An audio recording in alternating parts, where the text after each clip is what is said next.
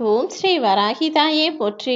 என் அன்பு குழந்தையே, உன் வாழ்க்கையில நடக்க போற நல்ல விஷயத்தை குறி மூலமாக சொல்லத்தான் வந்துள்ளேன் என் செல்லமே. இத்தனை நாளா நீ அனுபவிச்ச கஷ்டங்கள் எல்லாம் நிறைந்த கெட்ட நேரம் முடிஞ்சு போய் நல்லதெல்லாம் நடக்க போற நல்ல நேரம் உன் வாழ்க்கையில வந்துடுச்சு. உனக்காக குறி சொல்லும் இந்த வராகி அம்மாவிடம் முழுவதுமாக கேட்டு முடித்து சந்தோஷத்தையும் மனமகிழ்வையும் மன நிறைவையும் முழுவதுமாக ஏற்றுக்கொள்ள ஓடிவா என் செல்லமே. இப்போது உன் வாழ்க்கையில என்ன செய்யறதுன்னு தெரியலன்னு குழம்பி போய் வழி தெரியாமல் தானே இருக்கிறாய். உன் வராகி அம்மா என்னை நம்பி உன் வாழ்க்கை பயணத்தை நீ தொடரலாம். உன்னுடைய எண்ணமும் உன்னுடைய செயலும் நீ பேசக்கூடிய வார்த்தைகளும் சரியாக இருந்தால் இந்த பிரபஞ்ச ரூபத்தில் நானே உனக்கு துணையா இருந்து உன் கனவுகள் அனைத்தையுமே நிஜமாக மாற்றித் தருவேன் என் செல்லமே. காமமும் கோபமும் இரண்டுமே தேவையில்லாத இரு மாடுகள். அந்த மாடுகள் பூட்டிய வண்டியில் பயணம் செய்பவன் ஒருபோதும் ஊருக்கு போய் சேர முடியாது. அதனால்தான் தேவையில்லாத இந்த கோபத்தை தூக்கி போட்டுடு. எப்போதும் எல்லாரிடமும் அன்பாகவும் பாசமாகவும் பொறுமையாகவும் பேசக்கூடிய நல்ல பிள்ளையாக நீ இருந்து உன் ஆயுளை அதிகரித்துக் கொள்ளு நான் சொல்றேன். நீ பசியோட இருக்கும்போது உனக்கு உணவு கொடுத்தவர்கள் யாராக இருந்தாலும் அவர்களை ஒருபோதும் மறக்காத. அதே நேரத்துல கஷ்டத்துல உனக்கு உதவி செய்தவர்களையும், நீ துன்பத்தில் இருக்கும்போது உன் மனசுக்கு ஆறுதல் கொடுத்தவர்களையும், நீ உடல் நலம் சரியில்லாம இருக்கும்போது உன்னை ஆரோக்கியமா இருக்கியா நல்லா இருக்கியா நலம் விசாரித்தவர்களையும் நீ ஒருபோதுமே உன் வாழ்க்கையில மறக்க கூடாதே என் செல்லமே. ஏன்னா நீ பசியில இருந்தபோது உனக்கு உணவு கொடுத்தவர்களும், நீ கஷ்டப்படும் போது நீ கேட்காமலேயே உனக்கு உதவி செய்ய ஓடி வந்தவர்களும், நீ வருத்தத்தோட இருக்கன்னு தெரிஞ்சு உனக்கு ஆறுதலா பேசினவங்களும், நல்லா இருக்கியா நலம் விசாரிச்சவங்களும், நீ மனசு கஷ்டத்தோட இருக்கும்போது உனக்கு வருத்தத்தை போக்கியவர்களும் உனக்கு உண்மையான சொந்தங்களும் நண்பர்களும் அல்லவா. அவங்க எப்போதும் நல்லவர்களாக உன் கூட உனக்கு ஒரு அவசரத்துக்கு ஓடி வரக்கூடிய ஆளாக இருப்பார்கள் என்பதை புரிந்து கொண்டு அப்படிப்பட்ட மனிதர்களுக்கு அவர்கள் செய்த நல்லதை நீயும் திரும்ப செய்யக்கூடிய ஆளாக இரு. உனக்கு தாயாகவும் மனைவியாகவும் சகோதரியாகவும் தோழியாகவும் மகளாகவும் ஏதோ ஒரு விதத்துல ஏதோ ஒரு பெண் சம்பந்தப்பட்டவராய் இருக்கிறார் தானே. பெண்ணின் துணை இல்லாமல் பெண்ணின் அன்பு இல்லாமல் எந்த ஆணாலும் மகிழ்ச்சியாய் வாழ முடியாது என்பதுதான் உண்மை என்பதை நீயும் புரிந்து கொள் என் செல்லமே. தாயும் மனைவியும் சகோதரியும் போலதான் ஒரு ஆணும் எல்லா வகையிலும் ஒரு குழந்தைக்கு நல்ல தகப்பனாகவும் தன் துணையை பாதுகாத்து நல்ல வழியில் நடத்தி செல்கிற தன் துணைக்கு தேவையானதை செய்யக்கூடிய நல்ல கணவனாகவும் ஒரு ஆண் இருக்க வேண்டியது அவசியம். ஆணாக இருந்தாலும் பெண்ணாக இருந்தாலும் தன்னுடைய துணைக்கு கொடுக்க வேண்டிய மதிப்பையும் மரியாதையையும் அங்கீகாரத்தையும் அவர்களுக்கு கொடுத்து அன்பையும் சரிசமமாக பகிர்ந்து கொள்ளுங்கள். உங்களுக்குள்ள பிரச்சனைகளே வராத அளவிற்கு பகிர்ந்து கொள்ளுதலும் விட்டு கொடுத்தலும் அனுசரித்து போறதும் தான் வாழ்க்கை. இதை புரிஞ்சுக்காம உங்க பிள்ளைங்க முன்னாடி நீங்களே பிரச்சனையை பத்தி பேசி சண்டை போட்டு ஏன் இப்படி அலைய வேண்டும்? அதனால உங்களுக்கும் மன நிம்மதி இல்லை. வரப்போற அடுத்த தலைமுறையையும் நீங்கள் மன கஷ்டத்தோடையே வளர்க்க வேண்டாம்.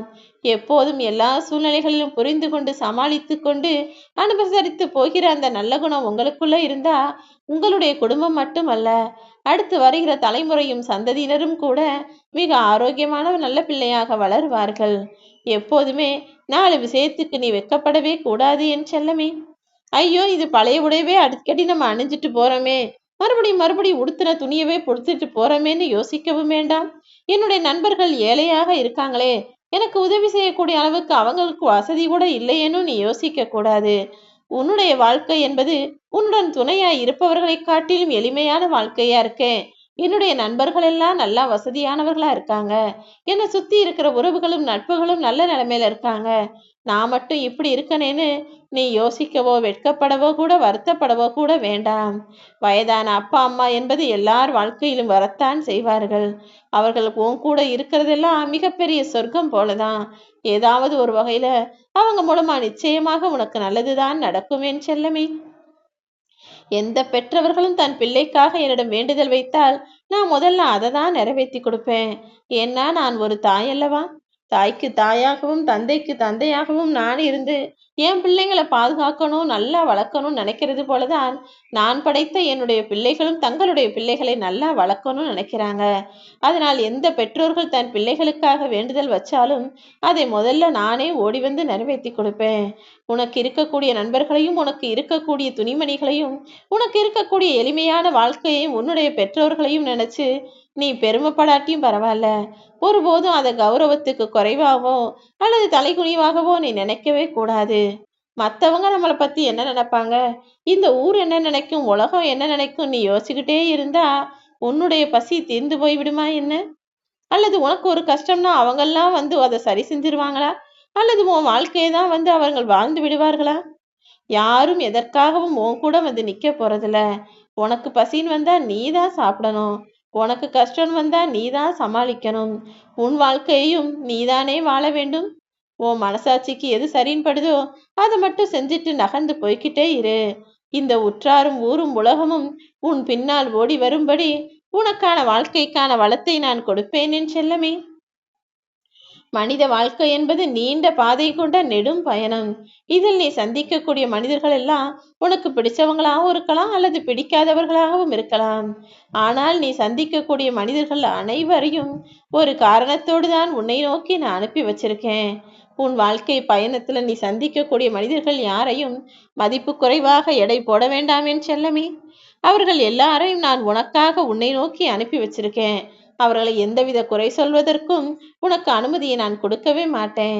ஆனா அதே நேரத்துல உன்னை யாராவது ஏளனமாக பேசினாலோ அல்லது நகைப்பாய் புன்னகையாய் பார்த்து சிரித்தாலும் அல்லது உன்னுடைய நிலைமையை கேலி செய்தாலும் அதையும் நான் தொடர விடமாட்டேன் என்பதை புரிஞ்சுக்கோ. அப்படி உன்னை கேலி பேசியவர்கள் கண் முன்னாலேயே உன்னை முன்னிலை கொடியாய் உயர வைத்து நிற்க வைப்பேன் என் செல்லமே. உனக்கு கிடைச்ச வாழ்க்கையை நிம்மதியோடும் மனநிறைவோடும் வாழ ஆரம்பி. உன்னுடைய வாழ்வில் இன்பமும் அமைதியும் ஆரோக்கியமும் எல்லா செல்வங்களும் கிடைச்சு நீ சந்தோஷமா வாழும்படி உனக்கான வாழ்க்கையை நான் அமைச்சு கொடுப்பேன். உன்னுடன் இருக்கக்கூடிய பேராற்றல் என்பது நிச்சயமாக உனக்கு நல்வழியை காட்டும். நீ அதை முழு நம்பிக்கையோடு ஏத்துக்கிட்டு முயற்சி செய்தாலே போதும். எல்லா வகையிலும் நீ நிச்சயம் ஜெயித்து விடுவாய் என் செல்லமே. வாழ்க்கை உனக்கு எவ்வளவு கஷ்டங்களை கொடுத்தாலும் நீ ஒரே ஒரு விஷயத்த மனசுல நினைப்புல வச்சுக்கிட்டா போதும். நீ நிச்சயமா தைரியமா சிறப்பா வாழ்க்கையை வாழ்ந்து ஜெயித்து விடலாம் என் செல்லமே. இப்போது உனக்கான கஷ்டமெல்லாம் முடிந்து கெட்ட நேரமெல்லாம் முடிந்து நல்ல நேரம் வரப்போகிறதல்லவா? அதனாலதானே இந்த பதிவையும் உன் கண்களில் காட்டினேன். வாழ்க்கையில் உனக்கு படக்கூடிய கஷ்டங்களை எல்லாம் நினைக்கும் போது நீ யோசிக்க வேண்டியது என்ன தெரியுமா? நான் படும் கஷ்டங்கள் எல்லாம் என்னை சிறந்த மனிதனாக நிச்சயம் மாத்தும். இந்த கஷ்டம் எல்லாம் ஏதோ ஒரு காரணத்தோடு தான் இந்த வராகியம்மா எனக்கு கொடுத்திருக்காங்க. இதன் மூலமாகவே நான் சிறந்த ஆளாக, மிகவும் திறமையான ஆளாக, ஜெயிக்கக்கூடிய ஆளாக மாறுவேன்னு நம்பு. உன்னை சுற்றி உள்ளவர்களையெல்லாம் நீ மகிழ்ச்சியாக வைத்திருக்க விரும்பினால் முதலில் நீ மகிழ்ச்சியாக இருக்க வேண்டும் அல்லவா? உன்னிடம் இல்லாத ஒன்றை நீ எப்படி மற்றவங்களுக்கு கொடுக்க முடியும்? நீ முதல்ல மகிழ்ச்சியோட சிரிச்சு சந்தோஷமா இருந்தீனா அதன் மூலமாக மற்றவர்களையும் மகிழ்ச்சிக்குரிய ஆளாக நீ மாற்ற முடியும். எல்லாமே நல்லதுக்கு நன. நீ எதிர்பார்த்த எல்லா நல்ல விஷயத்தையும் இந்த வராகியம்மா நான் உன் வாழ்க்கையில நடத்தி கொடுப்பேன்.